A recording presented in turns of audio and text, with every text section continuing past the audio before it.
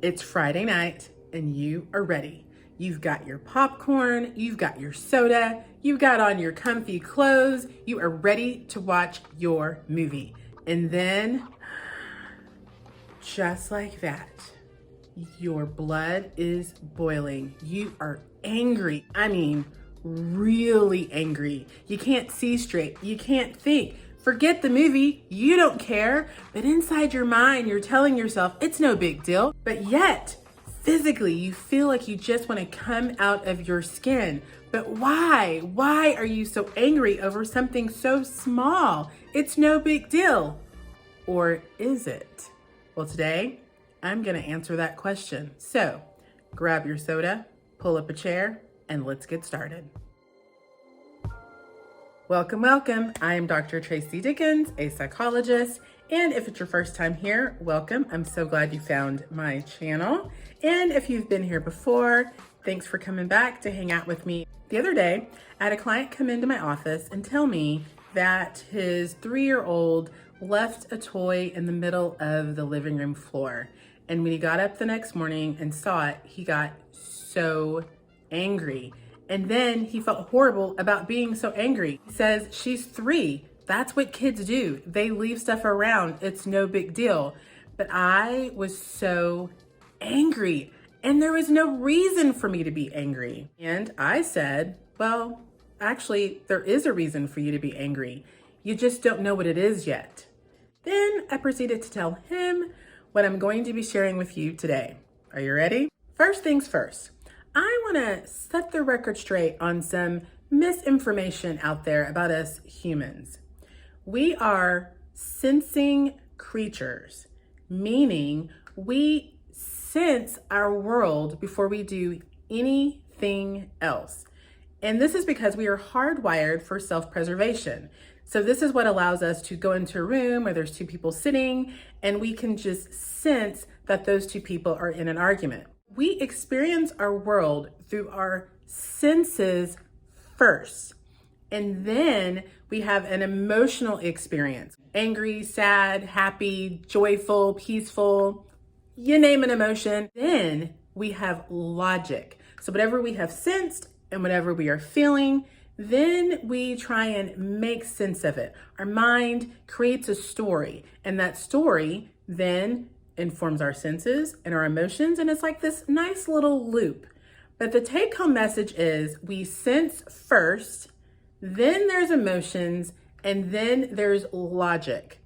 We like to think we're logical first, and emotions, who needs those? Those are annoying. And sensation, yeah, I'm kind of feeling kind of hungry. Maybe I should go get some Doritos.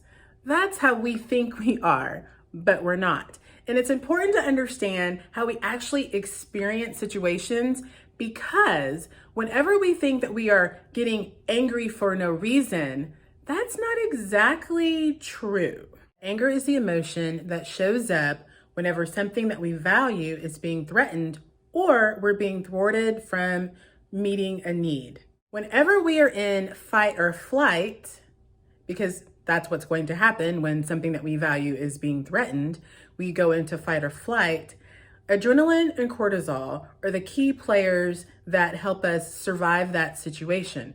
Adrenaline gives us energy and it helps us focus our attention. Cortisol shifts how our body functions. So it shifts how our blood flows, it shuts down our digestion, it dilates our pupils, it shifts how our brain processes information. And one of the ways it shifts how our brain processes information is if the cortisol is high enough, it can interfere with our memory creation. Specifically, cortisol, when it's at extremely high levels, can interfere with the hippocampus, which is the area of the brain where information is integrated and memories are created. It interferes with the ability for the hippocampus to create episodic memories, meaning think back to when you started to learn how to drive your car, how nervous we were or how excited we were and what it was like and who was with us. That is an episode. We can remember the details of that specific event. Now, over time, we drive our car on a daily basis. We don't remember every single day exactly what we did and how we started our car. We just know, and my body knows what to do. Over time, that thing that was an episode becomes an implicit memory. Right now, you might be thinking, what in the world does this have to do with anything? Well, stay with me. I'm gonna show you how this all comes together to explain that sense of I got mad for no reason, when actually you do have a reason. In that earlier intro where I had the person walking along with their popcorn and they drop it on the floor, let's say that when they were younger, they dropped popcorn on the floor in the movie theater. And their parent got really angry with them because it kept other people from getting to their seats and the movie was starting. And the parent knew they had to go back and buy the popcorn, and the popcorn is expensive and you're on a budget. And so now you have this moment that was supposed to be really great and wonderful, but now it's been overshadowed by an angry parent, an embarrassment, and shame. Fast forward 20 years, you're all excited about watching your movie and you drop your popcorn. Now remember I said we take in sensory information first. Cortisol does not interfere with the processing of sensory information. Because remember what I said earlier, sensory information is essential for our survival. It's how we just know when there's a threat, even though we haven't logically processed it in our brain. And sensory data isn't time-stamped. It's just sensory information. So even though I'm 20 years later, I'm not in a movie theater, there is no angry parent, there is the trigger of the popcorn falling to the floor. And that sensory memory then connects to the other sensory experience of 20 years before when I dropped the popcorn. So now I have the spilled popcorn of today and the spilled popcorn from 20 years ago, piggybacking on the current day situation. And so now I'm disappointed and hurt and all the other emotions from before. And so my emotion is huge. So what do you do about that? How do you address the trauma that's trapped in your body that you don't remember? You don't remember the episode, or you remember bits and pieces. Well, I'm going to help you with that. Speaking of memory, I wanted to remind you to push that like thumbs up down there so YouTube can get this video out to more people. The first thing I want you to do when you have that realization of there's no good reason for me to feel this way is learn how to say, wait, there is a reason. I just don't know yet. Get curious. But here's the thing, we can't get curious and really think about why we are experiencing the sensations that we're having and the emotions that we're having until we feel safe. So that brings me to the next thing. Number 2, practicing mindfulness and meditation. I've done mindfulness videos before, and I'll link those videos down below. And as a part of this series, I'm going to be presenting a body scan video that helps you become more aware of the sensations in your experience so you can sit with discomforts a little easier. You can be more aware when your body is shifting and experiencing different things in the environment and within. So it's easier for you to get re-regulated whenever you get dysregulated. And if you're watching this video in real time, you will have to come back and watch the rest of the series to get to that video. But if you're watching it in the future, like let's say 2 months from now, that video will be linked at the end of this video. And the other thing I think is really important is learning some basic vagus nerve activities. Vagus nerve, like Las Vegas.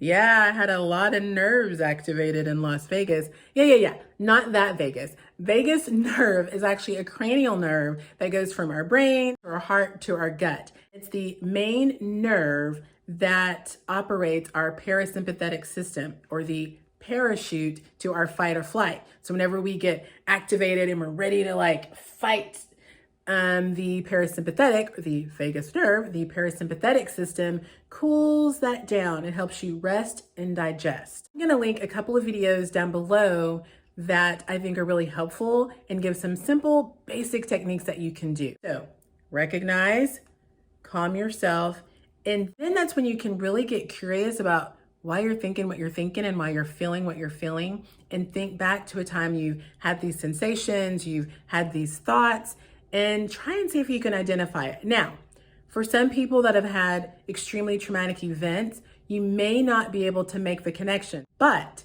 please know if you're having a bigger than the current reality response, there is a past trigger. So learning how to be kind to yourself, have self-compassion, talk to yourself, remind yourself that you're not crazy, you're not losing it. Your body just wants to know that you're safe. Research shows that people that have more self-compassion recover from traumatic events much quicker and are less likely to develop post-traumatic stress disorder. So whenever we get curious about what we're thinking and feeling, instead of judging them and shaming ourselves and telling ourselves what we should be doing and what we should be feeling, we just keep ourselves in suffering and pain longer, and we increase the likelihood that we're going to use our anger in a way that's harmful. Let me know which one of those skills you've used before that has helped you navigate a time when you were feeling just absolutely beside yourself. If you like this video, just push the likes, thumbs up down below. That really lets YouTube know that you want more content like this, and it helps me grow the channel. Share the video with your friends and family, subscribe so you can come back and hang out with me. And until I see you again in the next video, remember to always choose joy. Thanks.